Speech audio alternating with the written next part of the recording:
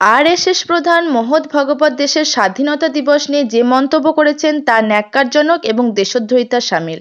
তিনি বলেছেন, রাম মন্দির নির্মাণই ভারতবর্ষের প্রকৃত স্বাধীনতা দিবস এনেছে, যা স্বাধীনতা দিবস 15ই আগস্টের মহৎ দিবসকে এবং দেশের স্বাধীনতা সংগ্রামী চূড়ান্তভাবে অপমানিত করা হয়েছে।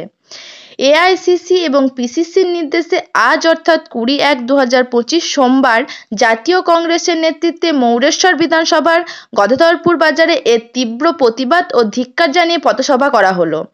উপস্থিত ছিলেন এবং ধিক্কার জানিয়ে বক্তব্য রাখলেন বীরভূম জেলা কংগ্রেস কমিটির কার্যকরী সভাপতি সৈয়দ কাশাপোদ্দোজা মহাশয় এবং আরও যে সকল নেতৃবৃন্দ উপস্থিত ছিলেন তারা হলেন মৌরেশ্বর 1 নম্বর ব্লক কংগ্রেস কমিটির সভাপতি পার্বতী কুমার চৌধুরী, জেলা কংগ্রেস কমিটির সদস্য শান্তিরাম মাল, মৌরেশ্বর 1 নম্বর ব্লক কংগ্রেস এসটি/এসসি সেলের চেয়ারম্যান ধীরেন দলুই প্রমুখ নেতৃবৃন্দ। Bureau report, Birbhum news.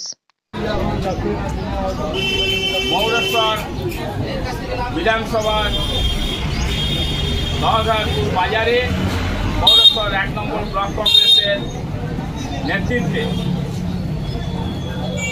আমাদের প্রদেশ কংগ্রেস থেকে যে নির্দেশ জারি করা হয়েছে যে সারা ভারতবর্ষে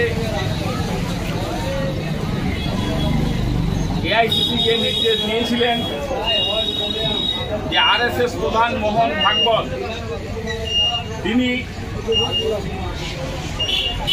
দেশের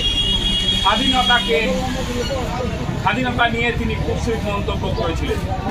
তিনি 15ই আগস্টের যে স্বাধীনতা, আমরা সেই স্বাধীনতা প্রাপ্তই হয়েছিল ভারতবর্ষে, কিন্তু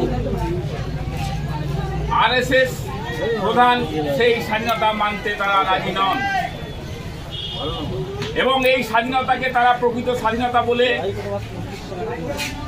গ্রহণ করতে পারেন না। প্রায় 52 বছর আরএসএস সদর কার্যালয় নাগপুরে, সেখানে আরএসএস রাষ্ট্রীয় স্বয়ংসেবক সংঘ তারা 15ই আগস্ট যে স্বাধীনতা দিবস সেটির পতাকা উত্তোলন করতে 52 বছর পরে তারা সেই স্বাধীনতা দিবস উদযাপন করেছে। আমাদের প্রশ্ন, যে ভারতবর্ষ যদি 15ই আগস্ট স্বাধীন না হয়ে থাকে তাহলে দেশের প্রধানমন্ত্রী তিনি গত 11 বছর ধরে দিল্লির লালকেল্লায় যে স্বাধীনতা দিবসের পতাকা উত্তোলন করছেন, তিনি কেন করছেন? আর আরএসএস প্রধান যে বললেন যে তারা এই স্বাধীনতাকে মানেন না, তিনি দেশদ্রোহীর মতো কাজ করেছেন। ভারতের অনেক বীর সন্তান, অনেক স্বাধীনতা সংগ্রামী ব্রিটিশদের সঙ্গে রক্তক্ষয়ী সংগ্রামের ফলে দেশের স্বাধীনতা এসেছে। সেই স্বাধীনতাকে যারা ছোট করে, সেই স্বাধীনতাকে যারা হেয় প্রতিপন্ন করে, তারা রাষ্ট্রদ্রোহিতার কাজ করছে। তাদের অবিলম্বে গ্রেপ্তার করে কঠোর শাস্তির ব্যবস্থা করা উচিত। কিন্তু আমরা জানি কেন্দ্রে বিজেপি সরকার, তারা এই আরএসএস এর নির্দেশে তারা চলে, তাই তারা কখনোই চাইবে না যে আরএসএস প্রধান মোহন ভাগবতকে গ্রেপ্তার করতে। আমরা বলছি যে রাষ্ট্রক্ষয়ী যে সংঘর্ষ হয়েছিল ব্রিটিশদের সঙ্গে 200 বছর, যে ভারত মাতাকে যারা শৃঙ্খলে আবদ্ধ করে রেখেছিল, সেই শৃঙ্খল মুক্ত যারা করেছিলেন, সেই ভারতবাসী স্বাধীনতা সংগ্রামীদের চরণে শতকোটি প্রণাম জানিয়ে আমরা এই স্বাধীনতাকে সারা ভারতবর্ষের মানুষের কাছে বলতে চাই যে এই স্বাধীনতা বহু আন্দোলনের ফলে, অনেক আত্মত্যাগের ফলে, অনেক স্বাস্থ্যত্যাগের ফলে এই স্বাধীনতা এসেছে। তাই এই স্বাধীনতাকে মান্যতা দিতেই হবে। তিনি যে কথা বলেছেন তার আজকে আমরা তীব্র প্রতিবাদ এবং ধিক্কার জানাই এবং আমরা চাই যে কেন্দ্র সরকার অবিলম্বে রাষ্ট্রদ্রোহিতার মামলা নিয়েছে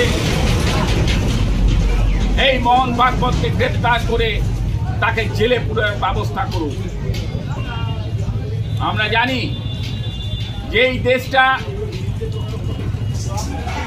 সাম্প্রদায়িক সম্প্রীতির দেশ। এই দেশ যতটা হিন্দু, ততটা মুসলিম, ততটাই খ্রিস্টান, ততটাই জৈন, পার্সি, বিভিন্ন জাতি যারা আছেন এই দেশে, তাদের সকলের দেশ। এবং সেইভাবেই ভারতবর্ষের সংবিধান রচিত হয়েছে। এই দেশ আমার দেশ, আমাদের দেশ। এই দেশের স্বাধীনতা নিয়ে এবং এই দেশের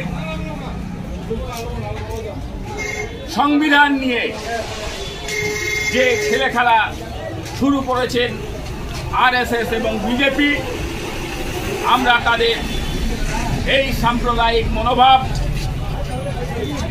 এবং এই রাষ্ট্রবিরোধী কাজের জন্য আমরা আবার তাদেরকে আমরা ধিক্কার জানাচ্ছি। এবং আমরা সারা ভারতবাসীর কাছে আবেদন রাখছি যে আমাদের একতা এবং অখণ্ডতা বজায় রাখতে হবে।